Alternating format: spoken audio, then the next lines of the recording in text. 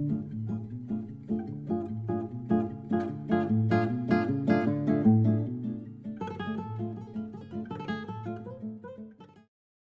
in, everybody. Day after. It's when you'll be watching this here at NADA out in the Big D. I know everyone's been out there this week having a good time. I've seen it all over LinkedIn. My goodness. It's like I was there. It's my second favorite part about NADA. This is my first favorite part about NADA. Oh. Is going to be a regular thing as long as Laurie wants to make it one. This is 2 years in a row. And I believe Laurie now holds the record for most times on the show. Yes. If I'm not mistaken, I believe you're at 3. And April Palmer is kind of like, she kind of did. We did a 2-part episode, but either way, you guys are the best. So Laurie, you're there. You're in the mix of everyone, NADA. What strikes you first about this year versus last year? Anything stand out as a difference between the 2 years for anyone? Yeah, I mean, I think the overall, and I talked to a number of people about this, people were here to buy. Dealers were here to buy. So vendors, one vendor who I will not say the name of the vendor because I don't know if they'd want me to share this publicly, but they hit 180% of their sales goal the first day, 180% of their sales goal for the show on day one. So everyone I talked to is saying, man, this was just, I talked to Jason Berry at Digital Airstrike. He said it's the best year they've ever had at NADA. So I think the overall, from the vendor side, the overall thought was just like extremely successful conference for them. And the dealers who were here were ready and willing to look at new technology and buy.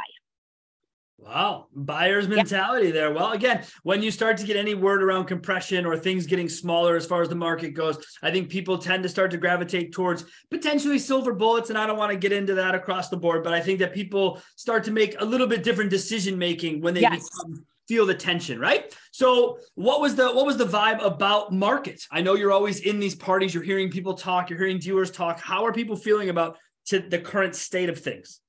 Yeah, so I think what's happening is exactly what you're saying. Kind of, there's no silver bullet, but what we've seen is there's been no inventory on the lots for the last several years. And so dealers have had some of their most profitable years ever. And they've had customers that have been coming onto lots ready and willing to buy without a lot of bells and whistles to get them there. And so I think what we're seeing now is inventory is coming back on lots. Even with the recession looming, we're still going to have a tremendous year, I think. But I think you're seeing a lot of dealerships looking at new and intriguing ways to reach out and communicate with the customers and retain those customers because they know that, the golden time is coming to an end and it's time to get back to communicating with customers and making sure that we're touching them at all points in the sales cycle.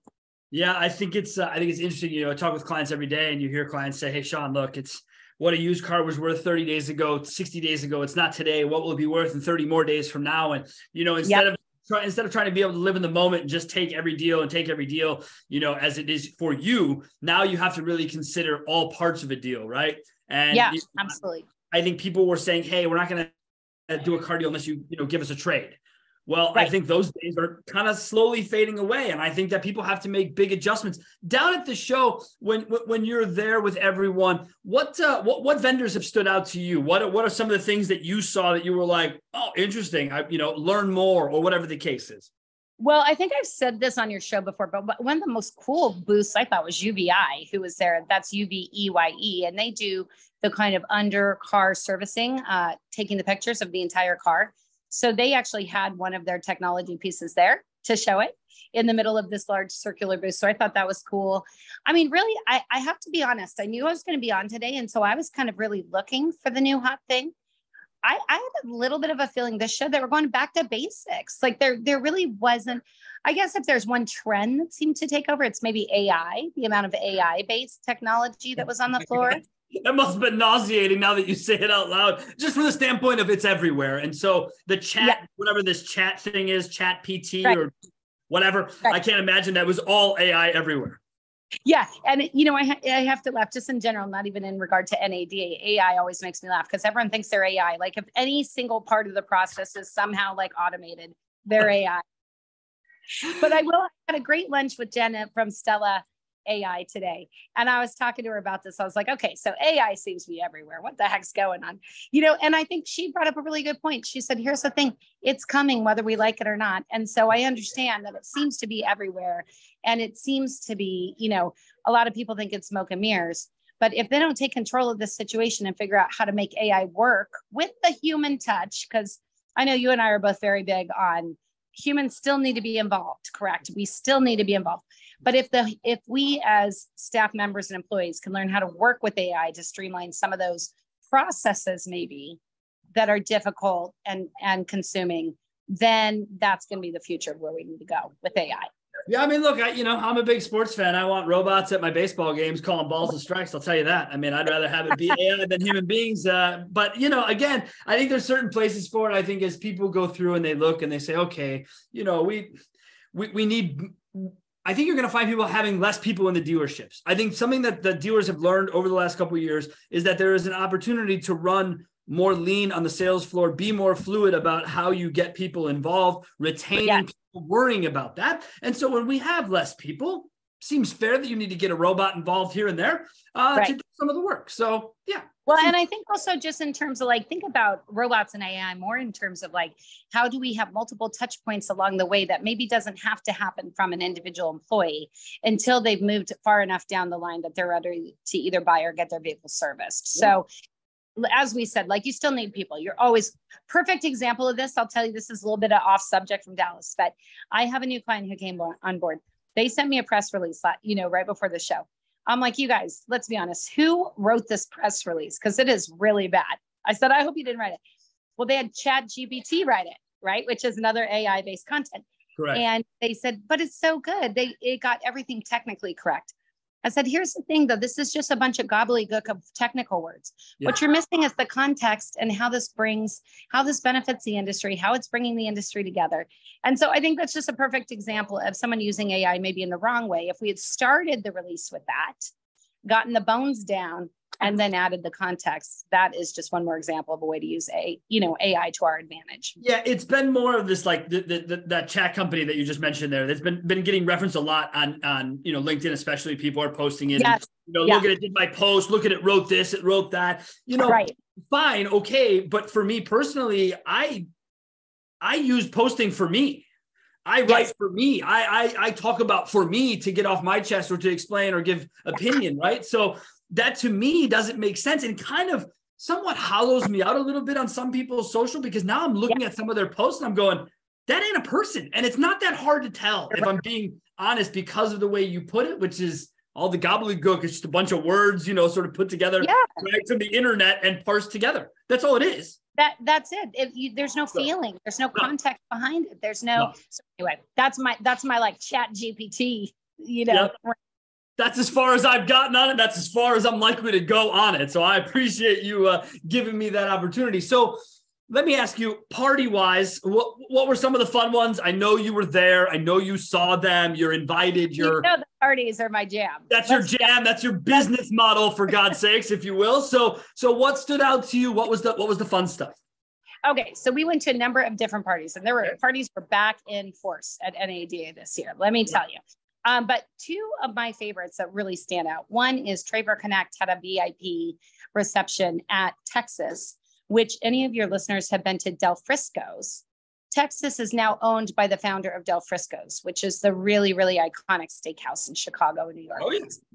So they had times in my life. Yeah. So they had a 3-hour VIP reception, and it was really just appreciation for their clients and partners, which was so lovely. It wasn't lead generating at all. And they had Dale, who was the owner and founder of Frisco's, come in and talk about how to really create that customer service and that customer feel. And one of the things that was so neat with him is he writes a thank you letter for every person that comes to his restaurant every night, if you can imagine that. So Dale really talked about how important it is to exactly what we're talking about here. Don't lose that humanity. That human touch is really important. So, and I just love John Traver and Bob Gower. So that was really special. And then last night, the reason my voice is so hoarse this morning is we went to a number of different parties. Lot Links had a really A-list happy hour that was fantastic. The next up had Smash Mouth, but the one that really stood out to me, Digital Airstrike, had Nelly. And man, those guys brought it. It was such a fun concert. And, in the usual Digital Airstrike way, they had all the orange glowing cowboy hats. They had all the orange, branded to the extreme. Alexi Veneri over there just knows her stuff. But I would say of all the parties, last night's Digital Airstrike was probably my favorite. Okay, Digital Airstrike wins out on that one. That's a good one to hear about. Although I will tell you, Oh, I also heard glowing reviews. CDK had Shaquille O'Neal as a DJ at theirs. And so I didn't make it to CDK's, but from people who had went, they said it was pretty epic. So I think that was the other big one last night. I mean, where Shaq shows up, it's probably pretty interesting. That particular company is, I'm not allowed to say anything about them. So that's the advice of my lawyer, Laurie. Okay. So I won't even go down the road with you about how much I don't care about that party, but I'm glad that it happened. I'm glad people had a good time. And I personally, I would have to find a way, even though I couldn't likely, where Shaq I want to be. So well, here's kind of the other thing. This is so funny when you say you couldn't likely be there. The one other like caveat I'll say that is hilarious is as I talk to vendors, we're like, all right, we need a vendor only party. We need something where it's like no dealers allowed, right? Because vendors are basically treated like dirt at these things. And we're like, we need to have something where like, you know, if you have the allied industry badge, you get free drinks. But if you don't, it's a cash bar. Wouldn't that be great? You know, I mean, that's a hard part. Right? Is that you at these events, the belle of the ball, as it should be, are the dealers of the world, right? It's the April Simmons, my girl Renee and Surdy is down there having fun. So there's all kinds of people that are there, and the dealers is what it's about. But I'm with you. When we sponsored a party at Digital Dealer, my gosh, 8 years ago, maybe 7 years ago, whatever it was. And we did it with Dealer On. I knew the guys there. I think I was at that party. Well, yeah. So we were like, hey, we're kind of hanging out. It was at a pool area. It was really nice, really cool. But I made sure we branded the shit out of it. Yeah. And put the logo everywhere. And they didn't. And so throughout the party, people were like, Sean, what a great party. Thanks for throwing it, man. The vendors appreciate it. I'm like, no problem, man. No problem. You know, whatever. You're like, you bet. No, I'm your guy. Definitely my party. You know, you like walk in and the logo's on the screen and like Dealer On's down. Oh, okay. I didn't do that. Yeah. You know, like this will work. This will work. Yeah. So I appreciate a good party. I appreciate a good branded party. Laurie, as you start to look ahead, I mean, this is obviously the start of the year, right? And it is the first big show of the year. Do you anticipate future shows being like this, where the energy is still in that buying mode? Are you looking at people saying, hey, this was my show for the year? What was your feedback on sort of the rest of the show tour as it begins? You know, it's kind of hard because honestly, I was talking to some folks about like, do you feel like maybe it's just that it was Dallas this year, which is so interesting. Yeah. So at Las Vegas, you've got all the other distractions that can happen all times of the day. Yeah. And people were here really like, I just really felt like there was no distractions. People here were here to buy. So I don't know if a change of venue will change that. Personally, my gut says no. I think we're going to have a big year of dealers spending money, finding new technology to help them with that touch point. You know, we're hearing again and again, retention is becoming even more important. The co-ops are now tying their co-op, not co-ops, the OEMs. Yeah, the co-op dollars being totally tied differently now. You know, it's being tied to turn rate, it's being tied to retention. These are things that manufacturers wouldn't have dreamed of years ago to try and put on people. And now it's a focus. So I think you know, if nothing else, the automotive industry is made up of a lot of incredibly smart businessmen and businesswomen. And I think they're seeing that coming, and they're finding the technology processes and products that will help them with that multiple touch point from sales to F&I to service to beyond. All right. Well, you just mentioned the word, and I want to get into it because I've seen the big pictures. Yeah, the businessmen of the car business, fine. The business women of the car business, which is another place I know you roll deep. I think I saw a picture. I want to say 10, 12 of you there. April Simmons was in it. Yep. And I was in it. I mean, it was the crowd, right? That's my crew. How are the women of automotive? How was the check-in with the ladies? How did it all go? Oh, well, I mean, you know, this is like a huge, huge like passion project for me, not just because those women are incredible, but also because I want to help lead the charge. But I heard so many amazing things this show. I mean, Erica Sisma, she's no longer at Digital Airstrike. She used to be. She's talking about, I hope she doesn't kill me. She's like brainstorming, how can we bring more women entrepreneurs to the fold? You know, those of us who have been here before. Subi Ghosh and Laurie Foster got together a women's lunch where we can talk about what are the issues that we're really feeling. What can we do to solve that? That group you saw on LinkedIn the other night, that's a personal group of mine who we've all banded together to decide to support, uplift, and help partner with each other to find more success in automotive. So I really just think, and I know I say this, I sound like a broken record, but there is a growing wave of female leadership and support in this industry that is so incredibly awesome to see. And I just really felt that this show, I mean, if anything, it's growing every show I go to. And I think that makes me feel good. That makes me feel good. You know, a couple of years ago, we did a whole season on Car Biz Chronicles of Women in Automotive. And I remember distinctly one of the guests saying, you know, what would be nice, Sean, is no offense to you, but it'd be nice if you just had a show about people in the car business and it was just a bunch of women. I don't like that. You know, it's too bad you have to have it as this. And in the moment, I felt like, oh man, I try to never pander to a group. I really go out of my way to never try to do that. And I wasn't legitimately. And so after the show, I had said, hey, were you offended by this? Is this something I shouldn't have done? And she was like, no. I was just telling you that it'd be nice someday where we were just all in the same automotive sphere. Right. So I totally, but I mean, love what you're doing. You're in the forefront of it. You push so hard. Your podcast really delivers on that message with everyone. Oh, thank you. It's awesome. It's really great. I know you didn't get a lot of time to run around because you're doing client facing stuff. Did you get a chance to check out anyone speaking? Was there anything that came off that you were like, wow, this person or that person? So I did, not only because the Allied passes, they didn't let us into the speaking sessions. What? Yeah. I didn't have the specific path to go into the speaking session. So that was kind of bizarre. And I will tell you a little bit of feedback I heard is people were really, you know, a lot of the vendors in Allied Industries were really disappointed that they spent that much on a ticket. And it's why we go, Laurie. That's right. My clients send me, well, that they used to go to these things to say, Sean, go find us the best, tell us what's great and bring it back to us. And if someone comes to your ear, let us know, whatever. I mean, my boy, Bill Schomburg can attest to this. I'm in every room. Yeah. I'm 7 minutes, the back of every room. Listen, okay, keep moving. Yeah. And you couldn't do that. That's a fail. That's an a bit. I think so too. I think it was one of those things. And I had that thread of conversation over and over again. Just, you know, people wanting to get into something they were really interested in and being told at the door that their past didn't allow them entries. So I will tell you, the folks who did, I had quite a few clients who did speak.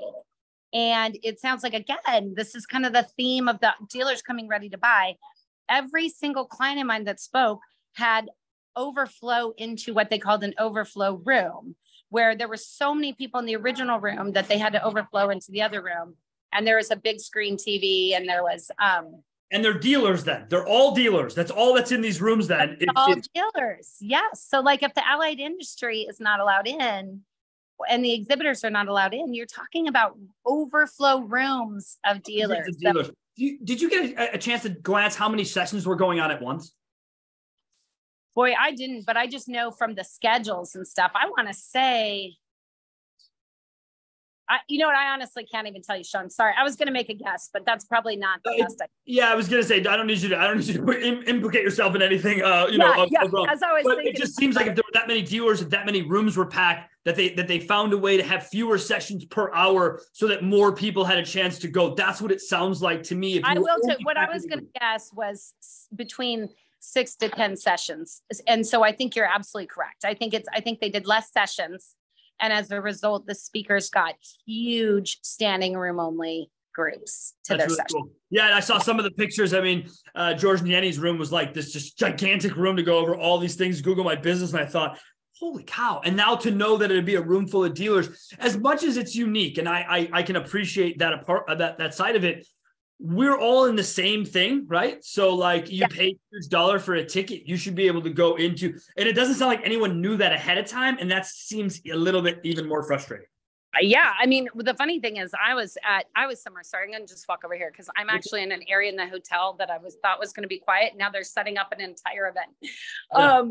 But no, I mean, I think I just, again and again, I heard people just say, oh my gosh, I got to the session. I was really excited about it, only to find out that I couldn't get in.